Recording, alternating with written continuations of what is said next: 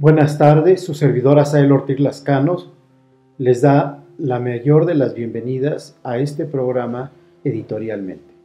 Esta tarde tenemos la presentación de un texto que en lo personal me parece que es muy importante, refleja los fenómenos demográficos que están impactando en el mundo actual y toma uno de ellos, que indiscutiblemente va a estar presente no solamente en la siguiente década o en el siguiente medio siglo, sino durante todo este siglo que tenemos en vísperas. Y es el envejecimiento demográfico. El texto se intitula Notas sobre el envejecimiento demográfico en el estado de Hidalgo, pero nos muestra un primer escenario de dónde sale el envejecimiento demográfico, cómo es que surge y cuáles son los escenarios que se empiezan a observar allá sobre el siglo XVIII en el contexto europeo, cómo se empiezan a modificar los comportamientos demográficos, específicamente la fecundidad, y cuáles son los resultados que teníamos el día de hoy para el contexto principalmente europeo, pero que muy a lo mejor a la distancia, pero en esa misma lógica va transitando el Estado mexicano. Y entonces en ese sentido me parece que es un documento de obligada lectura para todos aquellos que empiezan a revisar cuestiones demográficas o que les atraen las cosas demográficas que tienen que ver con este problema, el envejecimiento demográfico, este fenómeno, y cómo va a tener cambios significativos a lo largo del tiempo que nos espera. Tanto que las políticas de población tendrán que modificarse, la estructura de la familia se modificará y la familia por sí misma, per se, también deberá de cambiar muchos de sus comportamientos tradicionales para enfrentar a este fenómeno. ¿Qué es el envejecimiento demográfico? Jean-Claude Chesnais dice que no es otra cosa más que el aumento cada vez mayor de las personas que tienen 60 o 65 años de edad. Y en ese sentido, nos da pie a empezar a discutir si realmente es la única perspectiva que tenemos sobre el envejecimiento. La respuesta es no. Históricamente el envejecimiento se ha analizado, se ha discutido, se ha planteado qué se puede hacer para poder regresar el envejecimiento, retomar la cuestión de la juventud. Tenemos varios planteamientos, ¿no? Teorías sobre el envejecimiento. Tenemos la teoría del colágeno de Burgess.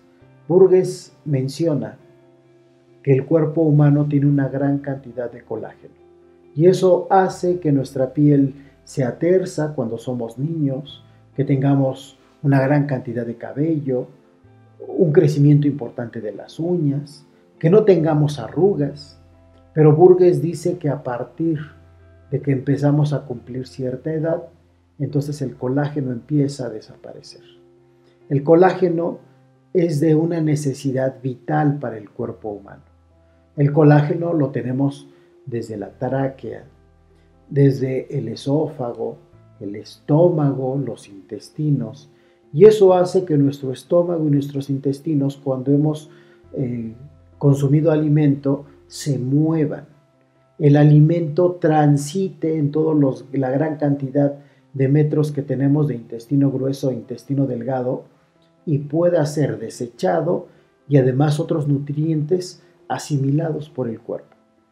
Burgess refiere, cuando somos viejos, entonces ya no es posible esa acumulación, ¿no? Y entonces prácticamente Burgess diría, conforme se va teniendo más edad y se va perdiendo la capacidad de tener ese colágeno y de hacer muchas de las actividades que nuestro cuerpo tiene que realizar en ese sistema de vida, entonces conforme se van perdiendo tenemos vejez. Y entonces entramos a la discusión, ¿cuándo inicia la vejez? ¿Hay alguna edad, como dicen los demógrafos, para hablar de vejez? Algunos naturalistas, algunas personas dedicadas a la biología, refieren que en realidad empezamos a envejecer sobre los 24 o los 25 años. Algunos más dicen que es sobre los 30, cuando algunas de las células ya no se reproducen. Sin embargo, el desgaste empieza a ser cada vez mayor y es observable en algunas personas sobre los 40, 50 años, pero a los 60 años es algo inevitable, algo que se puede observar a simple vista, el deterioro de la persona, el deterioro de su cuerpo, y entonces algunos dicen, estaba envejeciendo de los 30 o de los 27, 28 años, pero a los 60 años se le nota ese desgaste, ese envejecimiento. Entonces, esa es otra postura de lo que es el envejecimiento. Hay algunas otras posturas que tienen que ver con las características específicas del organismo humano y cómo van perdiendo funciones. Y entonces, esas otras posturas refieren, es causa del envejecimiento. Dentro de esas posturas tenemos el hecho de los errores genéticos que vamos produciendo. Esta teoría plantea que conforme vamos a tener más edad, entonces nuestro organismo va a empezar a tener fallas genéticas, que las empieza a repetir. Y entonces empezamos a perder elasticidad en la piel. Empezamos a olvidarnos de las cosas, que el día de ayer todo lo recordábamos, pero hoy ya no lo recordamos tan fácilmente. Empezamos a perder agilidad, empezamos a tener problemas en nuestros músculos, empezamos a perder músculo y a ganar más grasa, empezamos a perder habilidades de nuestro sistema digestivo, de nuestro sistema circulatorio, nuestros gusto, nuestro olfato, nuestros sentidos empiezan también a verse alterados, nuestra piel empieza a emitir un determinado olor característico a un cumplimiento de la edad. En ese sentido es donde está la demografía. La demografía apuesta a que las personas envejecidas son aquellas que tienen 60 o 65 años y más. Hay dos grandes planteamientos. Los países adelantados dicen que debemos de ser viejos. Ese es el concepto no peyorativo, aunque a partir de hace algunos años y de la cuestión de los derechos humanos se ha planteado no utilizar el concepto de viejo, pero viejo demográficamente es aceptado, es válido. Vamos a ver a partir de los derechos humanos la postura de personas adultas mayores, PAM, la abreviación. Y entonces algunos dicen que las personas adultas mayores deberían de ser a partir de los 60 años, como se ha postulado en el caso de los países más adelantados, y en algunos otros casos se plantea que sean los 65 años. Para las Naciones Unidas, el envejecimiento demográfico va a empezar a partir de los 60 años. Y es justo a partir de esta edad, donde depende cómo nos haya ido en el trabajo, cómo nos haya ido en la vida, es que nosotros tendremos determinadas capacidades y habilidades dentro de nuestro organismo. Y entonces vamos a encontrar personas de 60 años muy disminuidas en su físico, y podríamos encontrar personas de 90 o 100 años con una habilidad mental importante, con una habilidad física importante, que entonces demuestra los distintos tipos de envejecimiento humano que podemos observar. En ese sentido, pararé esta explicación y podríamos decir entonces que el envejecimiento demográfico es el aumento de personas de 65 o 60 años y más dentro de un contexto, dentro de una población que indiscutiblemente van a requerir la atención médica, van a requerir la atención fisiológica, van a requerir recursos económicos a partir del empleo, a partir de otras necesidades hospitalarias, entre otras cosas, y que demuestran que el Estado debe de tener una fortaleza para poder proveer. También lo que se ha encontrado es que el envejecimiento demográfico genera un costo importante dentro de las sociedades. Entonces, no es cosa menor. El envejecimiento, el día de hoy, como lo hemos planteado, dista mucho de ser el envejecimiento que se observaba en el mundo antiguo. Si nosotros recordamos lo que nos dicen algunos autores, las esperanzas de vida eran extremadamente bajas.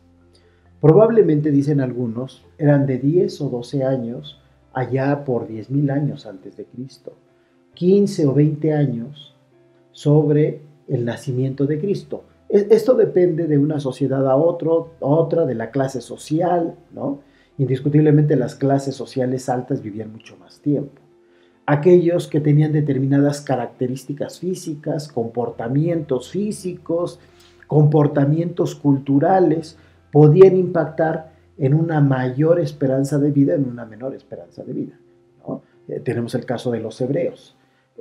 Ustedes recordarán restricciones para los alimentos, restricciones para la sexualidad, restricciones para ir al baño. Son aquellos que decían, siempre que tengas heces fecales debes cubrirlas con tierra, debes tratar de bañarte todos los días, debes de ser una persona limpia, debes de comer determinados alimentos, no puedes comer todo. Entonces, indiscutiblemente, se considera que a partir de lo que ha encontrado la ciencia el día de hoy, los hebreos o los judíos de aquel tiempo tienen una mayor esperanza de vida con respecto a las poblaciones antiguas contemporáneas. Entonces, el concepto de viejo ha cambiado de manera radical, a partir justo de lo que les estoy comentando de las esperanzas de vida. Si en el siglo decimonónico las personas vivían 25 o 23 años en promedio en Francia, en México en 1930 la esperanza de vida era de 35 años, hoy oscilamos sobre los 77, 76 años en promedio. Entonces imagínense lo que ha avanzado. Y entonces el viejo que hoy conocemos, la persona envejecida que hoy conocemos, era muy diferente que aquella que existía en el mundo antiguo. No estoy diciendo que en el mundo antiguo no hubiera personas con una determinada edad avanzada. Claro que lo había. Tenemos el caso de Ramsés II y III, ustedes recuerdan, 84 y 93 años. Realmente personas con una gran edad envejecida. Tenemos el caso de algunos patriarcas hebreos. Tenemos el caso del propio Sócrates con 70 años cuando revisamos la apología de su muerte. Y tenemos algunas otras personas importantes de una mayor edad. Pero también vale la pena recordar algunos ejemplos históricos para revisar justo qué tan viejos eran. Citemos dos ejemplos. El caso, ustedes recuerdan, de Cuauhtémoc, ese mexicano guerrero que estaba peleando por pertenecer a ese grupo selecto de poder y obviamente también ser un gobernante. Lo recordamos, que ya se había comido a varios de sus enemigos.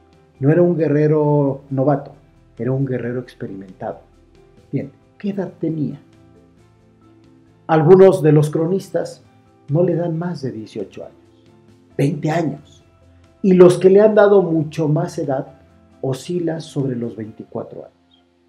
En ese sentido, ¿realmente era tan grande Cuauhtémoc? Tiene la edad que hoy tienen nuestros alumnos universitarios. Otro caso, ¿recuerdan ustedes a Atila?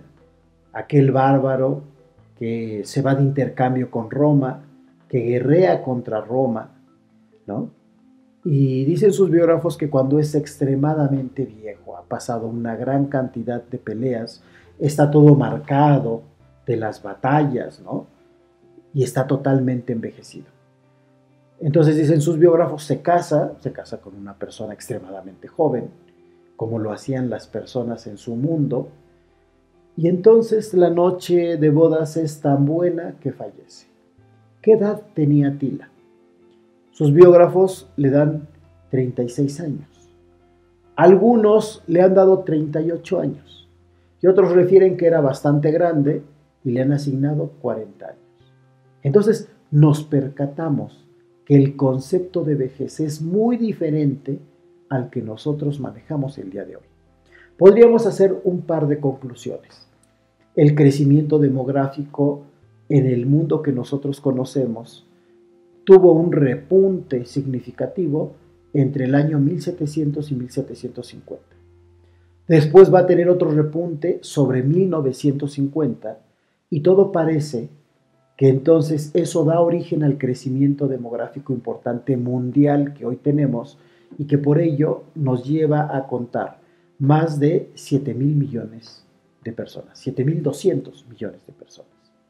Entonces, podríamos concluir esa parte y dar ese pequeño resumen, ese pequeño corolario de qué entender por envejecimiento y cuáles son algunas de las teorías del envejecimiento. El texto nos habla justo de estas teorías, obviamente que mucho más ampliadas, y nos muestra el origen de ese envejecimiento, que no es otra cosa más que la disminución de la fecundidad. Dentro de las cuestiones demográficas nos lleva a plantear lo que refiere a la primera transición demográfica y que seguro muchos de nosotros conocemos. Esta primera transición demográfica inicialmente fue planteada por Warren Thompson. Empezó a darse cuenta, señor Thompson, que en el caso de los europeos la mortalidad y la fecundidad era alta, muy alta. El crecimiento de la población era extremadamente bajo.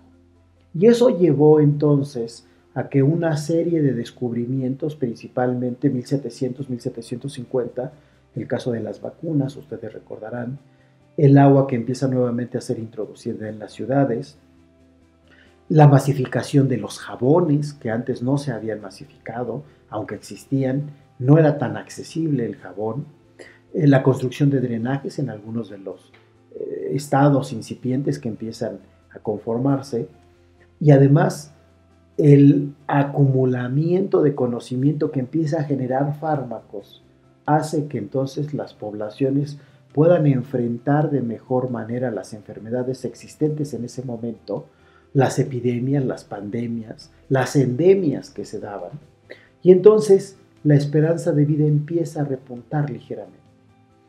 Obviamente que esto es producto de que la mortalidad que era alta, baja. Entonces, les decía, la mortalidad y la fecundidad eran altas, baja la mortalidad a partir de estos elementos que acabo de mencionar, y la población, al tener la misma fecundidad, empieza a incrementarse. Es ese el momento, ustedes seguro están pensando en el gran Roberto Malthus, que empieza a cuestionarse qué vamos a hacer con un crecimiento demográfico de población. Y además, muchas de las corrientes económicas, justo alrededor de este momento, empiezan a plantear qué hacer con la población. Antes no se había dado ese contexto. Y entonces empiezan a postular si puede ser bueno, si la mano de obra es una variable flexible, qué se puede hacer, y ahí tenemos distintas propuestas a partir de las diferentes corrientes económicas. Lo que se dan cuenta es que cuando se baja la fecundidad, es decir, se plantea si los matrimonios tienen que ser muy jóvenes, y los matrimonios eran muy jóvenes, ¿no? La historia nos muestra que a los 10 años ya estaban casados, a los 9 años estaban casados. ¿Recuerdan ustedes a Mahoma cuando desposa a Aika? Ella tiene solamente 9 años. Tenemos otras historias de matrimonios infantiles, prácticamente de 8 años, ¿no? Claro, esto iba a depender de cada uno de los lugares, pero indiscutiblemente, ante una esperanza de vida baja, dice Ricardo Yoselewski, parece que habría que fomentar el matrimonio y ser feliz porque el tiempo de vida era corto. Entonces, en ese momento las personas empiezan a postular, estoy dirigiéndome específicamente al documento de Malthus, hay que privilegiar que los matrimonios ya no sean a edades cortas, sino sean a edades mayores. Y aunque la mujer tenga 15 o 16 años de vida, en promedio 18 años, si la casamos a los 14 años, entonces 4 de ellos podría estar cursando el evento embarazo. Pero ya no tendrá que cursar los 8 o 10 veces o 7 veces, ¿no? E indiscutiblemente cada vez que una mujer se embarazaba, era una probabilidad no solamente de fallecer del producto, sino también de fallecer de la propia mujer. La teoría de la transición demográfica clásica nos dice que cuando se baja la fecundidad y se logra controlar el crecimiento demográfico, hay otro vector que es el económico que fluye y hace que las familias, al reducir su fecundidad, puedan tener una mejor manera de vida. Nosotros lo hemos trasladado al contexto mexicano de que la familia pequeña vive mejor. Y entonces, Este es el antecedente del envejecimiento demográfico. En el caso europeo, dicen por ahí algunos autores, es lo que ocurrió. Landry, que es prácticamente el que redondea el planteamiento de Warren Thompson y la Organización de Población de Inglaterra, ¿no? También apoya de manera importante esta teoría de la transición demográfica, apuntalan cómo es que la población empieza a crecer y es controlada, y una de las características que va a tener a la postre, ¿no?, mucho más adelante, es que va a generarse el fenómeno del envejecimiento demográfico. Las cosas continúan, lo muestra el texto que estamos charlando, con otra teoría que es la segunda transición demográfica. La primera transición demográfica se va a llevar a cabo en el contexto de Europa entre 1750 y 1940. Para el caso mexicano va a ser de 1930 a 1965 específicamente, y sobre ese periodo aproximadamente para el contexto de los países latinoamericanos. La segunda transición demográfica en el contexto europeo va a ser importante y va entonces a presentarse posteriormente a esta primera transición demográfica. En el contexto mexicano no tenemos una segunda transición demográfica. Los países latinoamericanos, algunos de ellos han iniciado esta segunda transición demográfica, como es Chile, como es Argentina, como es el caso uruguayo, el caso de Cuba, pero realmente son muy pocos, ¿no?, los que han iniciado esa segunda transición demográfica. Para el caso específicamente de los europeos, nos muestra, dice Ariel Phillips, la primera transición demográfica fue altruista porque tuvo la intención de disminuir la fecundidad, de disminuir la mortalidad que se venía gestando.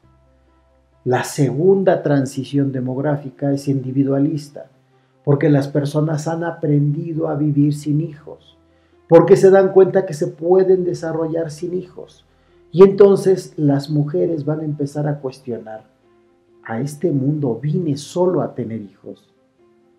Porque las mujeres también quieren ir a la luna, ¿no? Bueno, hoy ir a Marte, quieren ir al espacio, quieren estar en lugares de poder, quieren desarrollarse, quieren obtener beneficios económicos, pero para eso se requiere tiempo, dicen algunos autores. Y esta segunda transición demográfica es bastante bien amalgamada dentro del contexto europeo, y uno de esos grandes autores indiscutiblemente que nos muestran estos cambios, como diría Philip Aries, de individualismo, va a ser el gran economista Gary Becker. Gary Becker, ustedes recordarán ese texto de El costo de los hijos. Gary Becker plantea que toda la vida que nosotros desarrollamos tiene como eje central la economía. Y dice Gary Becker, si te puede ir bien económicamente, te casas. Y si crees que te puede ir mejor si te divorcias, te divorcias. Y si crees que puedes hacer aquello y te va a dejar un beneficio económico, lo haces, ¿no? Y entonces Gary Becker dice, y puede ser que tengas muchos problemas con tu matrimonio, pero si te conviene mantenerte casado en un tiempo de crisis, seguro que lo harás porque económicamente te conviene, ¿no? Bien, Gary Becker discute en ese sentido el valor de los hijos y dice, ¿para qué sirven los hijos? Dentro de nuestra sociedad, esta teoría sobre la década de 1970 es una grosería, ¿no? Es un planteamiento que no debería de plantearse, pero para los europeos, para Gary Becker, es un planteamiento indubitable, un planteamiento que muestra que los hijos no es la mejor inversión, dice Gary Becker, que tienen las personas si piensan en su futuro. Es la conclusión que llega a Gary Becker. Bien, ¿por qué estamos revisando esto? Está anclado a esta segunda transición demográfica que planteábamos. Y que el día de hoy podemos hacer un resumen muy ágil y que lo vemos perfectamente plasmado en el contexto europeo. Primero, las tasas globales de fecundidad. La tasa global de fecundidad responde a la pregunta: ¿cuántos hijos están teniendo las mujeres en el mundo actual? Si nosotros vemos el caso mexicano en 1970, este era de 6.7 hijos por mujer. El día de hoy tenemos a 2.1 hijos por mujer.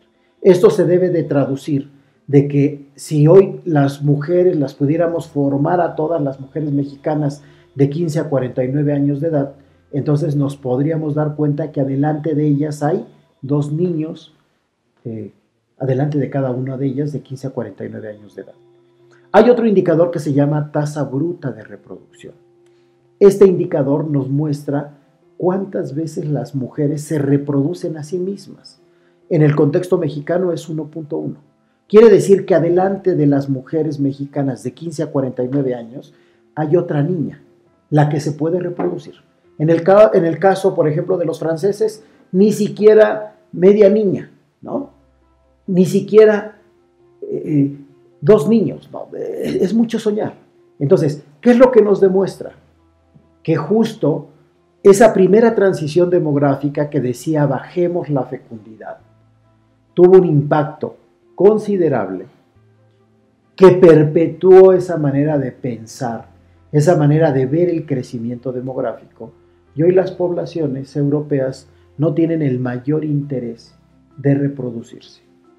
2 casos importantes, el caso de los franceses. Dirvan de K, que es el autor de la segunda transición demográfica, tiene otro texto que me parece que es muy importante, que también se refleja dentro de este libro de algunas notas de envejecimiento demográfico, y nos plantea que los europeos son únicos y muestra que históricamente las civilizaciones han tenido un crecimiento, un auge, diríamos nosotros, ¿no? Un valle, una cresta, y después baja, ¿no? Y regresa a ese valle. Dirvan de K nos platica: los hebreos, aquel pueblo errante, se acabó. Hoy tenemos otros que son judíos, pero retomando un poco a Shlomo Sand, tiene un libro fantástico que a mí me parece, La invención del judío. Entonces, Dirvan de K no lo dice con esas palabras, pero como si lo dijera. Esos pueblos del tiempo antiguo se acabaron, ¿no? Ya no existen. Esos griegos, esos espartanos, esos atenienses, específicamente los atenienses, que también van a tener un comportamiento como la población del día de hoy, bajan la fecundidad. Ustedes recuerdan el triunvirato, Sócrates, Platón y Aristóteles, cuestionan los nacimientos de las mujeres y realzan las cuestiones académicas. Entonces, Dirvan de K dice, esos fantásticos griegos también se acabaron, ¿no? Pero también tenemos hoy pueblos que se están extinguiendo. Por ejemplo, los franceses. ¿Qué podemos hablar de los franceses? Iniciaron la disminución de la fecundidad antes que nadie lo hiciera. Liberaron el matrimonio y el divorcio como lo conocemos actualmente. Tienen una gran cantidad de descubrimientos en el mundo actual. Y entonces Dirvan de K dice, ¿cuántos franceses tenemos? Cada año tenemos menos, ¿no? Cada año tenemos una población tan reducida de aquella sociedad que hemos conocido mediante la historia. ¿Qué pasa con los alemanes? Podemos observar una gran comportamientos realmente de gran envergadura, y el día de hoy los alemanes también ya son una minoría. ¿Recuerdan ustedes la carta de Heidelberg? Esta carta que hacen los alemanes y que le dicen a su gobierno, siempre te has preocupado por las minorías. ¿Te ha preocupado que seamos una sociedad cosmopolita? Bien, te notificamos que los verdaderos alemanes ahora somos una minoría y tenemos una gran cantidad de inmigración, comportamientos demográficos. Entonces, conclusión que dice Dirvan de K, los europeos como con esa definición que conocemos, no personas que han obtenido la naturalización de determinada país europeo, están destinados a desaparecer. Muchos de estos países ustedes saben que se mantienen a partir de la inmigración, una inmigración selectiva, donde preferentemente deben ir personas con un posgrado, ¿no? Y principalmente de las ciencias duras, de las ciencias nomotéticas, que puedan estar produciendo y que puedan estar generando no solamente conocimiento, sino materializando ese conocimiento. Entonces, esto sería la segunda transición demográfica. Y que Dir Van de Ka dice, esta segunda transición demográfica va a terminar allá. Dir Van de Ka concluye este planteamiento que lo refiere perfectamente el texto. Dir Van de Ka plantea que el envejecimiento cada vez va a ser más contiguo, cada vez va a ser más marcado, y también este envejecimiento tendrá efectos irreversibles dentro de la sociedad europea. Para el caso de los franceses y de la mayor parte de los europeos, no se casan. Casi el matrimonio está en desuso. En 1995 distintos autores planteaban que para los franceses el matrimonio ha caído en un desuso y casi ya nadie lo utiliza. Las mujeres cada vez son más liberales. Algunas de ellas tienen la posibilidad de congelar los óvulos y poder utilizarlos 10 o 12 años más, y no necesariamente necesitan una relación personal con un hombre. Pueden ir a comprar un banco de esperma, características específicas de cómo quieren a sus hijos. Y los hijos están pensados, dice Philip Aries, para los 40, 45, 50 años, cuando sea la cereza de la vida de las personas. Entonces, dice Dir Van de Ka, vemos cada vez más mujeres que encabezan hogares monoparentales, hogares sin la presencia de hombres, pero sí de mujeres y de hijos. Mujeres con una habilitación académica importante en el contexto europeo, pero que los comportamientos clásicos de la familia tradicional que nosotros todavía tenemos bastante arraigado en el contexto latinoamericano ya no están en ellos, ¿no? Entonces, por ahí algunos autores plantean, prácticamente están en el post-cristianismo, con ideas totalmente diferenciadas. Entonces, el texto trata de recuperar esta parte y después analiza una encuesta que es levantada en el estado de Hidalgo y que trata de revisar cuáles son las características específicas del envejecimiento en la entidad. No sin antes revisar algunos trabajos de encuestas que nos muestran cómo es el envejecimiento demográfico en otras latitudes, ¿no?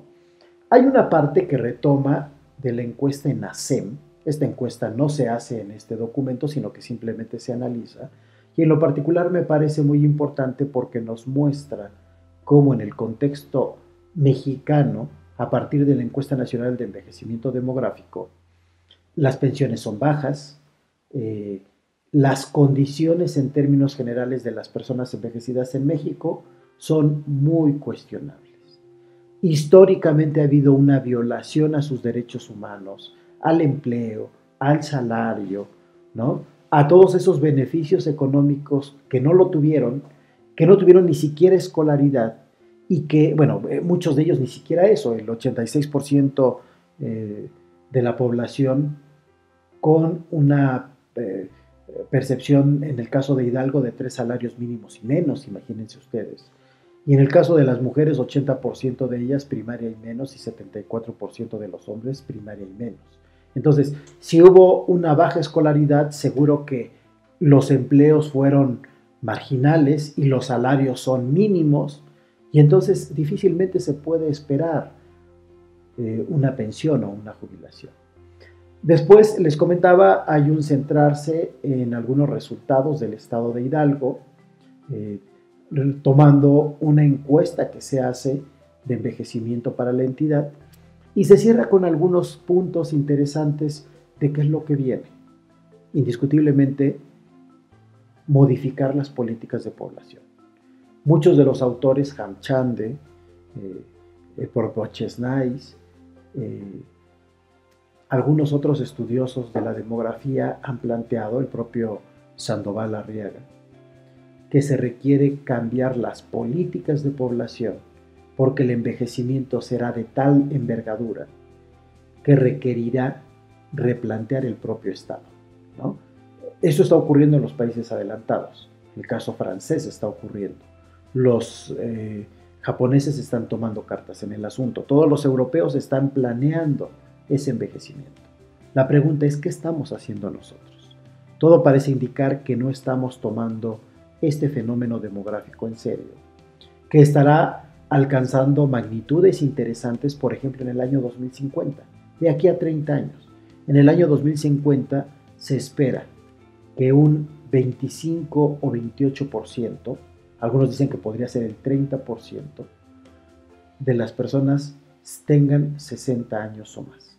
Entonces ustedes imagínense, si fuera el 25%, uno de cada 4 tendría esa edad, y entonces va a requerir más apoyos en salud, probablemente está casi en la salida de lo que es el mercado laboral, y entonces habría que discutir cuáles van a ser las características de las personas envejecidas, y hoy son bastante desventajosas. De aquí a 30 años, ¿cómo van a ser? ¿Qué vorágine nos lleva el mercado laboral, el mercado económico, el neoliberalismo en el mundo actual? Entonces, esto se trata de retomar en el documento, se trata de plasmar la importancia de este fenómeno y trata de mostrar la importancia del cambio de las políticas de población y del cambio de la política económica para apuntalar también a la población, que indiscutiblemente vienen golpes muy fuertes y que van a impactar en la estructura de población y específicamente en las personas envejecidas. ¿Quiénes van a verse también avasalladas por esto? Todas las personas que van a estar trabajando económicamente activas, porque van a tener en casa tal vez 3 o 4 personas mayores de 60 años. Y entonces esto va a ser una carga importante para las familias. Creo que esto es para la reflexión. Yo les invito que ustedes puedan revisar este libro. Pueden adquirirlo en la librería Carácter. Es parte del fondo editorial de nuestra universidad e indiscutiblemente es un documento que nos muestra el futuro que nos espera. Podríamos concluir que de acuerdo a este texto, el futuro parece ser, seremos más viejos y seremos más pobres. Pero indiscutiblemente hay que leerlo, hay que leer otros documentos y cada uno de ustedes llegará a sus conclusiones. Ha sido un placer que nos acompañen en este programa editorialmente. Su servidor, Asael Ortiz Lascano, les agradece infinitamente que hayan estado con nosotros y espero que nos puedan acompañar en otro momento dentro del programa editorialmente. Muchas gracias. Buenas tardes.